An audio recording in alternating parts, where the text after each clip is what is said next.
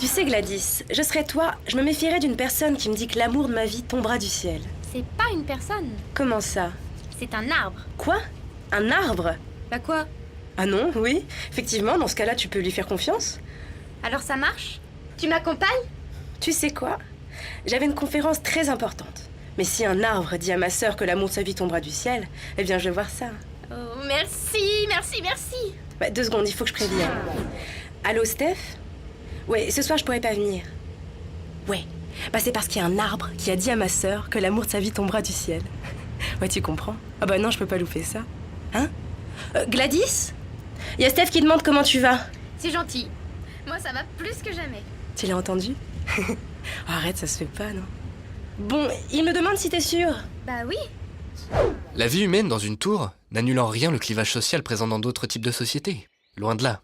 Pendant que les classes étudiantes, issues de familles modestes, se résignent à vivre dans de petites chambres universitaires, souvent éloignées de leur famille, les étudiants, dont la famille est aisée, ne s'en soucient que peu, ayant leur propre mode de transport. Le problème des modes de transport dans notre type de société est l'obligation d'avoir un endroit de stockage. Les parkings n'existant plus, les propriétaires du véhicule se voient contraints de les mettre chez eux.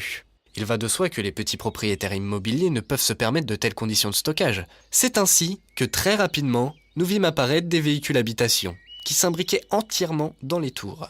Nombreuses furent les familles qui devinrent nomades en déplaçant leurs habitations de tour en tour.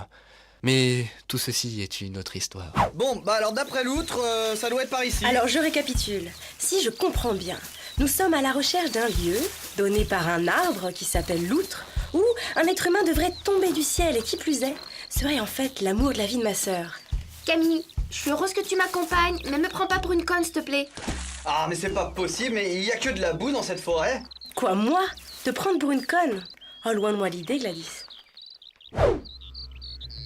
Ah bah voilà, ça doit être là. Ça doit être les arbres touffus dont nous parlait l'outre. Et puis l'outre, c'est pas l'arbre, c'est un homme de la forêt. Rien à voir. Vous me dites si je dérange, hein? Quoi, t'es sérieuse? Tu connais des hommes de la forêt? Ok, je parle tout seul de toute façon. Bon, alors on n'a pas besoin de lui pour assurer notre sécurité. Mais non, si Léandre est là, c'est que je voudrais partager ce moment avec lui aussi. Tu peux pas te taire. Et puis, j'en connais qu'un homme des forêts, donc mieux vaut être prudent. Bon, bah apparemment c'est ici. Il y a des arbres touffus, disposés en cercle, avec des rayons de soleil. Oui, qui forment une étoile au centre. Et à quelle heure est prévu l'atterrissage? D'ici 10 minutes. Léandre, tu me trouves comment? Je te plais comme ça? Oui, t'es charmante. Camille? À tomber. Hey, à tomber du ciel. Qu'est-ce qu'on rigole. Merci Camille. Qu'est-ce que je suis excitée! Pour 10 minutes, t'avais dit? Bon, moi je me pose sur ce rondin, je vais manger un peu. Tu veux du gâteau, Camille? Oh, avec plaisir. Je veux bien une petite place aussi. Tu veux pas t'asseoir, Gladys, et arrêter de tourner en rond? Je tourne pas en rond. Mais qu'est-ce qu'il peut bien faire? Bon, faudrait essayer de faire un tour. Qui sait? Peut-être qu'une bourrasque de vent l'a déporté de sa trajectoire prévue à l'origine. Vous croyez?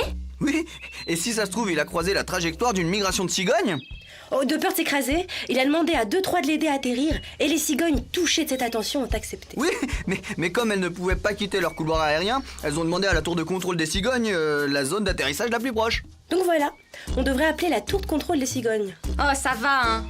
Attends, non, peut-être que le nuage qui devait la larguer était en avance parce qu'il avait un rencard avec une fille. Et comme il a vraiment la poisse, il s'est écrasé avant qu'on arrive.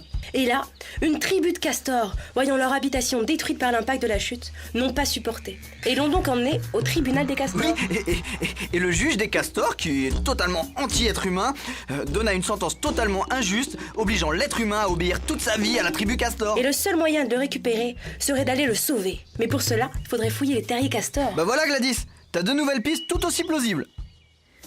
Vous êtes pas drôle. Il a bien su où étaient ses clés. Pourquoi il se serait trompé? C'est peut-être pas lui. Si ça se trouve, c'est sa copine Chenille, responsable de la base de données, qui s'est trompée. Très drôle. Oh Gladys, c'est bon. Sois pas si naïve. C'est un homme des forêts qui s'est foutu de vos gueules, c'est pas grave. Je pensais que tu t'en rendrais compte toute seule. À croire que t'es désespérée. Je suis pas désespérée. C'est le destin, c'est tout. Et puis j'ai toujours été persuadée que l'amour de ma vie serait quelqu'un de particulier. Oui, mais on se dit tout ça. J'en ai marre. Allez Gladys, c'est pas grave. Ta sœur a peut-être raison. Te mets pas dans des états pareils. Mais tu l'as entendu comme moi, toi. Allez, viens, on rentre. On s'est tous fait avoir au moins une fois dans sa vie. Voilà, toi, c'était aujourd'hui, c'est tout. Allez, en rentrant, je t'offre la plus grosse glace que t'as jamais mangée. Avec de la vanille et de la chantilly. Ouais, et des petits bonbons un peu partout.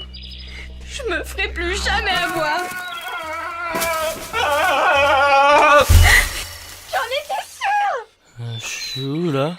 Ne t'inquiète pas, tu as fait une mauvaise chute. Ouais, bah on m'enlèvera pas de l'idée que ça relève de la coïncidence.